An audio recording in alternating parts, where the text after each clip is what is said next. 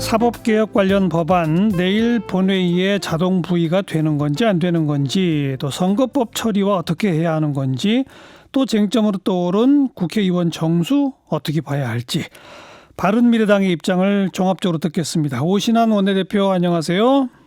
예, 안녕하세요. 오신환입니다. 예, 문희상 의장은 이 법 해석상 내일부터 본회의에 검찰개혁 법안들은 부의된다는 입장 같아요. 어떻게 생각하세요?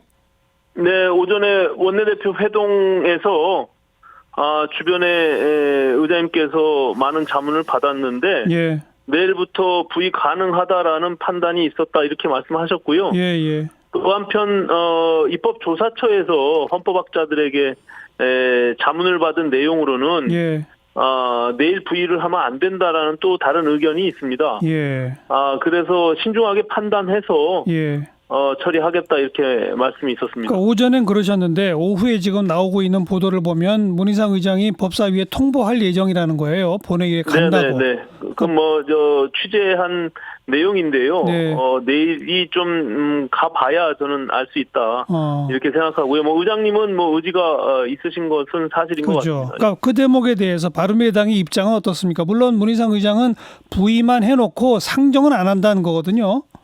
제가 오늘 오전에 말씀드리길 이것이 국회법 절차가 이제 처음 있는 이제 헌정 역사의 기록으로 남게 될 것인데 예. 굉장히 신중하게 판단을 하셔야 되겠다. 그리고 이것이 양쪽에 을설이 있을 경우에 쟁점을 좀 최소화할 수 있는 부분으로 판단하시면 어떻겠느냐.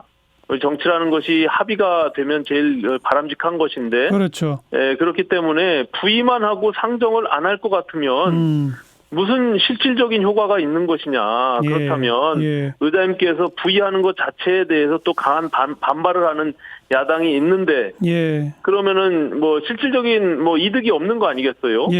그러면 어차피 합의를 전제해서 합의가 되면은 하시겠다고 말씀하셨으니. 저는 부의조차도 신중하게 하시는 게 좋겠다 이렇게 말씀드렸습니다. 네. 근데 지금 합의는 안 되고 있는 거죠.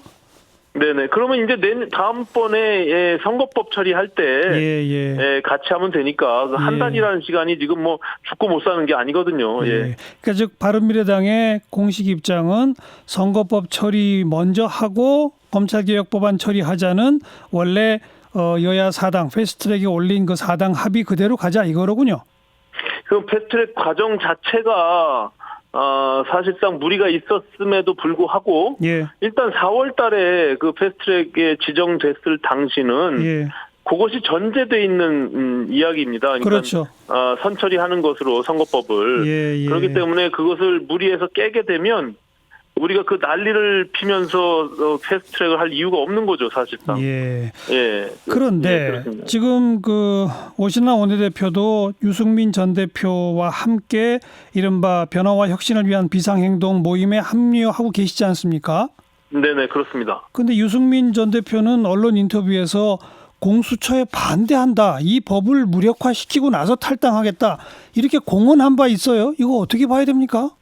공수처가 지금 현재 지정된 법안에 대해서는 저 또한 반대합니다. 민주당이 주장하는 그 공수처는 제가 봐서는 잘못 악용될 소지가 너무나 많고요. 그리고 지금 야당이 독소 조항이라고 하는 것들을 너무나 많이 내포하고 있어요. 그거는 여당 내에서도 사실상 좀 문제가 있다고 판단하는 그러니까 의원들도 있거든요. 그 얘기는 바른미래당 소속인 권은희 의원의 안이 옳다. 그걸로 하면은 유승민 전 대표도 동참하겠다는 건가요? 아니 그렇지 않습니다. 그렇죠. 이제 권은희 의원 안조차도 사실상 그 당시 제가 강제 사보임에 반대하면서 소위 지금의 오신환이라는 사람이 알려지게 됐는데 그때도 제가 사실은 기소권 없는 공수처를 우리 당론으로 정해서 그 민주당에다가 던졌고요. 그것이 이 기형적인 부분 기소권을 가지고 오면서부터 발생한 거거든요. 저는 기소권 없는 공수처라면 저는 찬성할 용의가 있습니다. 그런데 유승민 의원의 입장은 모르겠다? 유승민 의원은 제가 모르겠습니다. 그 지속권 없는 공수처 정도까지는 가능하다고 판단하는지 예. 그 여부는 모르겠고요.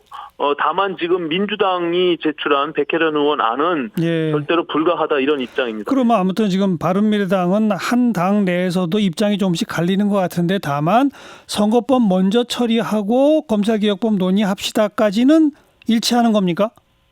그렇습니다. 이제 선거법에 대해서도 예. 그 당시에 저희가 유승민 대표 중심으로 선거법은 합의를 전제로 하는 것이 마땅하다라고 해서 반대했던 측면이 있습니다. 그러니까 예. 지금 한 달 정도의 시간이 있는 거 아닙니까? 그렇죠. 그리고 예. 지금 3+3 6인 회동체를 만들어서 예. 논의를 진행하고 있으니까 예. 저는 국회가 합의를 이뤄내는 것이 가장 합리적인 방법이다. 네, 네. 이 모든 것을 합의를 통해서 풀어야 된다 이렇게 생각하고 있어요. 선거법도 검찰 관련 개혁법도 다 더 논의해서 내용의 수정을 전제로 한다는 말이네요. 그렇습니다. 예. 지금의 지금의 상황은 예. 한국당이나 민주당의 간극이 너무 크기 때문에 그것을 조금씩 양보해서 예.